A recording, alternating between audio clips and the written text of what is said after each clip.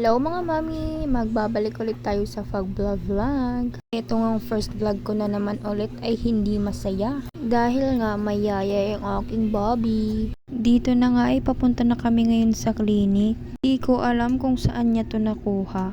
May tumubo kasi sa skin ng bibi ko na parang ganito oh. Kaya heto kami ngayon magpapa-check up kasi baka daw dumami pa. At dahil 9 silang batang i-check up ngayon at second to the last si Anika, pinaglaro ko na lang muna dito sa mga box. Huwag kayong mag-alala mga mi, mag-a-alcohol naman siya pagkatapos niya dyan.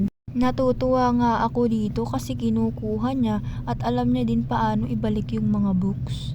Hindi, ibalik na.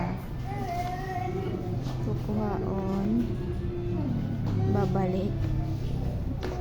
Lock. At ito na nga, pauwi na kami. Niresetahan lang siya ng medisina. Yun lang. Bye!